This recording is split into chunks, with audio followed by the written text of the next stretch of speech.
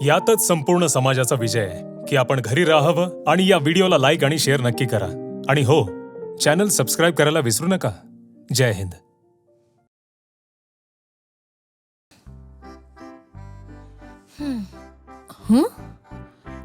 काय रे, सकाळपासून टीव्ही बघते पण वेळच जात नाहीये. मोदीजींनी घरी तर बसायला सांगितलं, मग तसं कामही दिलं असतं, म्हणजे घरी बसून करता आलं असतं. काय करू, पण मला काहीच येत नाहीये.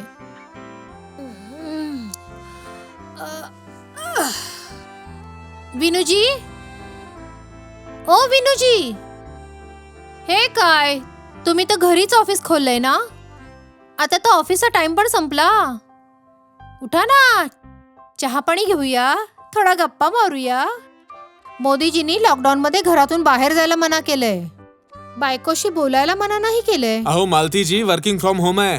जर वेळेत काम पूर्ण नाही केलं ना तर सॅलरी कट होईल माझी. समजलं तुम्हाला? इथे समजून पण मी काय करून घेणार? लॉकडाऊन मध्ये जर भांडण झालं ना ह्यांना घरातून बाहेर काढू शकत, ना स्वतः जाऊ शकत. क्रांतीबाई कधी नाही म्हणत शांती शांती.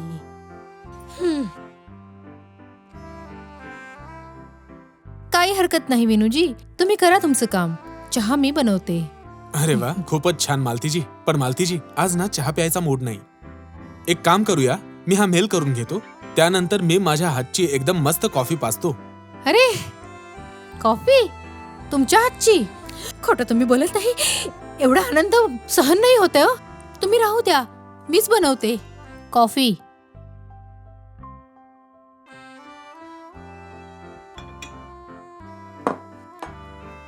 माझी इन्सल्ट करून गेली की मला आराम देऊन गेली. असो, एनिवे, काहीही असलं, बायको असावी तर अशी. अरे मालतीजी, प्रयत्न करा दालगुना कॉफी बनवायची. सगळ्या जगाने प्यायली यार, आम्हीच नाही प्यायलो. आज जरा दालगुना होऊन जाऊ दे.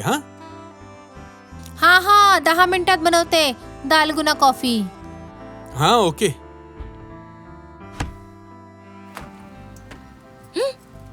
अरे बापरे, दूध तर नाहीये. विनूजी, तुमची दालगुना कॉफी तर नाही बनू शकणार, दूध संपलंय. काय काय यार मालती, सॉरी, दूध संपलं. अरे दूध संपण्याची गोष्ट आहे का? आधी सांगायला हवं ना. अरे, एक आयडिया आहे, मिल्क पावडर आहे आपल्याकडे, बस त्याची कॉफी बनू शकते. नाही नाही नाही नाही नाही, मला मिल्क पावडरची कॉफी नको आहे. मी एक काम करतो, मी मार्केटमधून नाही, मुळीच नाही. तुम्ही घरातून बाहेर जायचं नाही. तुम्हाला माहिती आहे ना लॉकडाऊन चाललाय, आणि इतक्या लहान सहान गोष्टीसाठी घरातून बाहेर जाणं बरोबर नाही. तुम्ही टेन्शन का घेता? मी वाण्याकडे सामान लिहून ठेवले, त्याच्यात एक्स्ट्रा बॅग्स आहेत दुधाच्या. बस 1 तासात सामान येईल, मग कॉफी बनवेन. ठीक आहे? 1 तास? मालती, कॉफी प्यायचा मूड आत्ता आहे. सोड यार. सोडत मूड फक्त कॉफीसाठी असतो ना? खोटं तर मी बोलत नाही. बाकीच्या वेळेस मूड जेव्हा बनवायचा असतो तेव्हा लॉकडाऊन लागलेला असतो.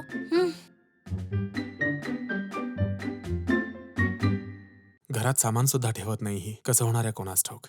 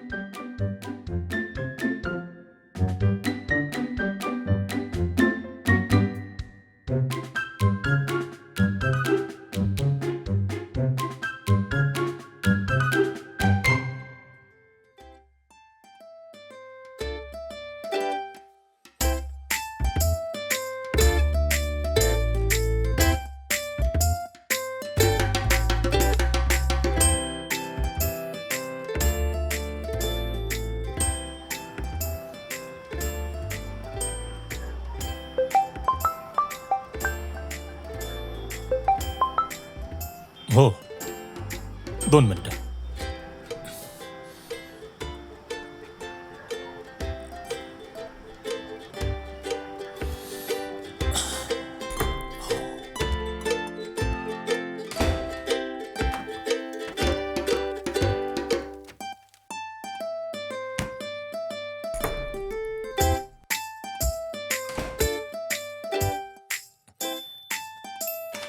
मेजर कसं काय? साहेब.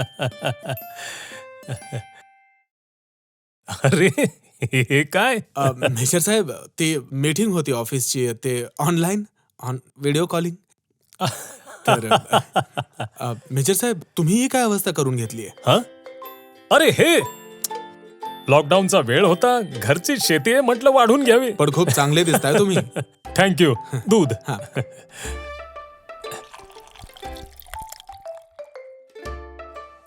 थँक्यू मेजर साहेब, आभारी आहे. अरे थँक्यू मला नाही, या दुधाला म्हणा. 35 दिवसानंतर भेटतोय आपण. मेजर साहेब, काय वेळ आली आहे ना. कधी असे दिवस होते की आपण चायवर चर्चा करायचो, बसायचो, टाइमपास करायचो. पण आता काय चाललंय हे? काही हरकत नाही, चांगले दिवसही येतील. एनिवे, परत बसूया, नंतर चहावर चर्चा करूया. आणि गोष्टी जर जास्तच लांबल्या तर रात्री दुसरा चहाही घ्यायला हरकत नाही. हे तुम्ही मनातलं बोललात अगदी. बरं, आता मी जातो. जर मालतीला हे कळलं ना तर माझी चाय पे चर्चा इथेच होईल. भाऊ, गृहमंत्री, लग्न असो किंवा मालती, ऑर्डर्स तर मानावेच लागतील. ऑर्डर्स काय माहिती आहेत ना? Social distancing. हो, खरंय, सोशल डिस्टन्सिंग. चला, परत भेट होईलच.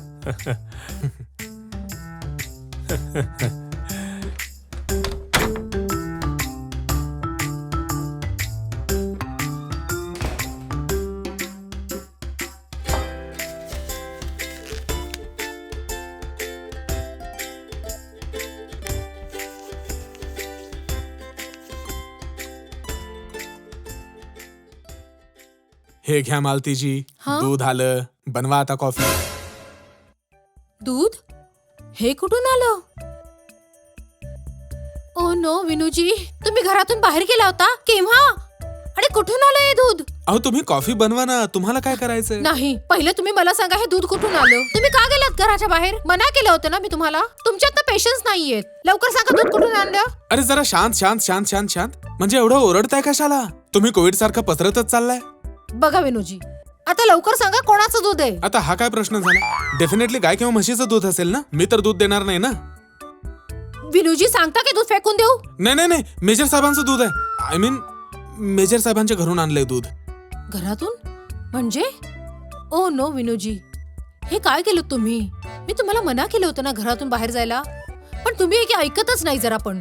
मी सांगितलं होतं ना तुम्हाला की मी वाण्याकडे सामान लिहिलंय, दूध येतच असेल, पण नाही. आता माहित नाही कुठल्या कुठल्या गोष्टीला टच करून हे दूध आणलं असेल. अरे नाही मालतीजी, मी असं काहीच नाही केलं. सगळ्या प्रिकॉशन्स घेतल्या मी. इनफॅक्ट इथून जाण्याआधी मी मेजर साहेबांना मेसेज केला, त्यांची परमिशन घेतली, त्यानंतर मी इथून गेलो. इनफॅक्ट मी हातांना सॅनिटाईज केलं, मास्क लावला, ग्लव्स घातले आणि घरातून बाहेर जायच्या चपला घातल्या. लिफ्टनेही गेलो नाही, पायऱ्यांनी गेलो आणि कुठल्याही रेलिंगला हात लावला नाही मी. आणि मी मेजर साहेबांच्या घराजवळ जाऊन त्यांची डोरबेल सुद्धा नाही वाजवली. अच्छा, तर मेजर साहेबांना स्वप्न आलं होतं का की तुम्ही त्याच्या डोरबेलच्या बाहेर प्रकट झालाय? अरे मग हे कुठल्या आजाराचं औषध आहे? मी फोन केला, त्यांच्याशी बोललो आणि ते बाहेर आले. आणि विशेष म्हणजे मेजर साहेब कमी थोडेच आहेत, ते आहेत मेजर ना. पूर्ण आयुष्य देशाची सेवा केलीये. या कार्यातही त्यांचा सेवाभाव दिसून येतो.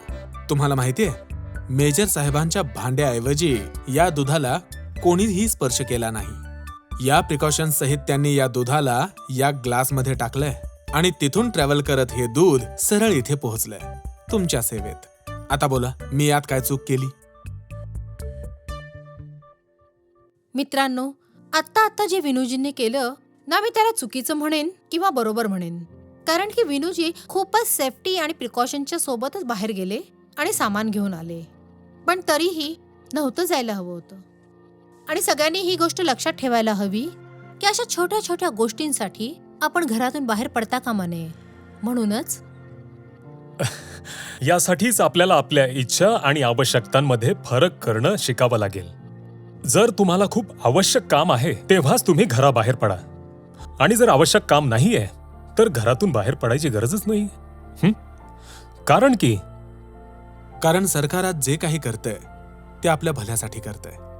जर आपण आज आपल्या घरात बंद आहोत तर यात आपलंच भलं आहे. मित्रांनो, यावेळेस आपण सर्व खूप मोठ्या प्रसंगात सापडलो आहोत. सरकार आपले काम करतच आहे. आपले police department, health department, doctor, nurses, सफाई कर्मचारी सर्वजण आपल्या जीवाची पर्वा मुळीच न करता आपल्या सुरक्षेची काळजी घेत आहेत. त्यामुळेच आपल्याला सरकारला सहयोग करावाच लागेल. त्यांनी बनवलेले रूल्स व्यवस्थित फॉलो केले पाहिजे. मी तर हे सुद्धा म्हणेन की ही आपल्यासाठी खूप मोठी लढाई आहे. त्यासाठी आपण तयार राहायला हवं. आणि हो, याला घाबरायचं मुळीच नाहीये. बस तयार राहायला हवं आणि या सगळ्या प्रिकॉशन्सला आपल्या जीवनाचा एक हिस्सा बनवलं पाहिजे. लढाई लांब आहे. कारण 3 मे पर्यंत चालणारं हे लॉकडाऊन फक्त तुम्ही आणि आम्ही मिळूनच संपवण्याचा प्रयत्न करू शकतो. जर आपण अशाच चुका करत राहिलो तर हा 3 मे ला संपणारा लॉकडाऊन 3rd लॉकडाऊन मध्ये बदलून जाईल. म्हणूनच तुम्हा सर्वांना आमची हात जोडून विनंती आहे, घरी राहा, सुरक्षित राहा. हाच या महामारीपासून वाचण्याचा उपाय आहे. जय हिंद.